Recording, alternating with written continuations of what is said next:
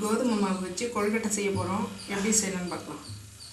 அதுக்கு 1 கப் கோதுமை மாவு எடுத்துருக்கோம்.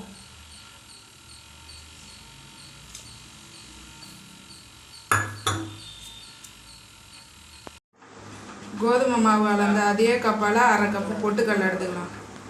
இந்த அளவுக்கு ஜீனி எடுத்துக்கலாம். இது எல்லாத்தையும் மிக்சியில் போட்டு அரைச்சி எடுத்துக்கலாம். உப்பு இந்த அளவுக்கு சேர்த்து பிசைஞ்சிக்கலாம். கொஞ்சமாக நெய் விட்டுக்கலாம்.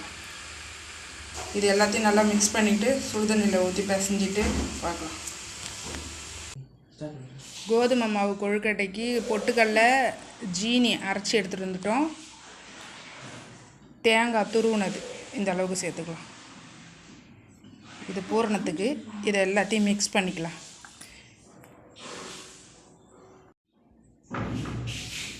இந்த அளவுக்கு உப்பு சேர்த்துக்கலாம். சேர்த்துட்டு நல்லா பிசைஞ்சிக்கலாம். இதில் கொஞ்சமாக நெய் விட்டுக்கலாம்.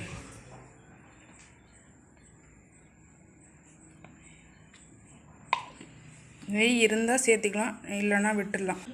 இது மாதிரி சின்ன சின்ன உருண்டைகளாக பிடிச்சி எடுத்துக்கலாம். கோதுமை மாவு பிசைஞ்சிட்டோம். பூரணத்துக்கு உருண்டையும் உருண்டியாச்சு. பூவரசம் இலை இதில் வச்சு தான் கொழுக்கட்டை செய்ய போகிறோம். பார்க்கலாங்க. இலையில் இது மாதிரி உருண்டையாக உருட்டி வச்சு இது மாதிரி நல்லா தட்டிக்கணும்.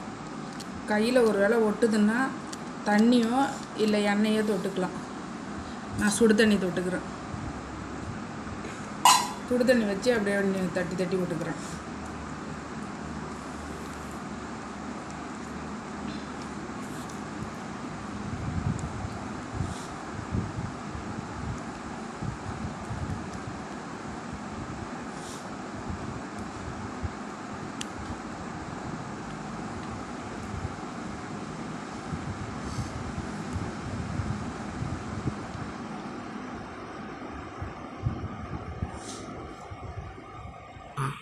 இது மாதிரி மாவை அப்ளை பண்ணிக்கணும் இலையில்.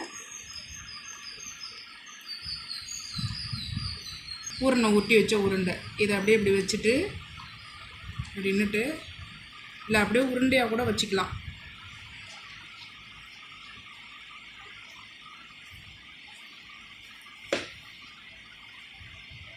இதே மாதிரி எல்லாத்தையும் செஞ்சுட்டு பார்க்கலாம்.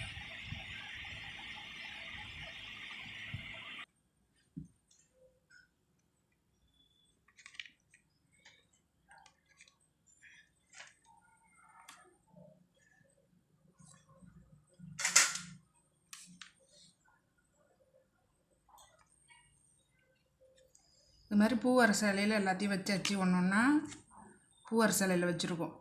இதை இட்லி பானையில் வச்சு எடுத்துக்கலாம். இட்லி பானையில் தண்ணி சுட வச்சுருக்கோம். ஒரு கொத்தில் துணி போட்டு எல்லாத்தையும் எடுத்து வச்சுக்கலாம். இட்லி கொத்தில் துணி போட்டு இது மேலே எல்லாத்தையும் எடுத்து வச்சுக்கலாம். கொத்தை இட்லி பானையில் வச்சுக்கிட்டோம். ஒரு 10 நிமிஷம் வச்சு எடுத்துக்கலாம். கொழுக்கட்டை 10 நிமிஷம் ஆயிடுச்சு. இப்போ எடுத்து பார்க்கலாம்.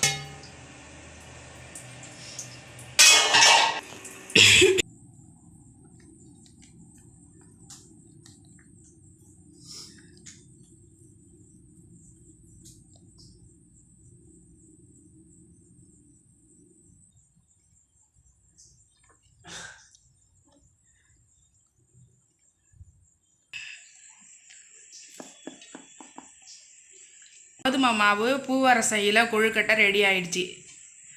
தேங்க்யூ ஃபார் வாட்சிங்.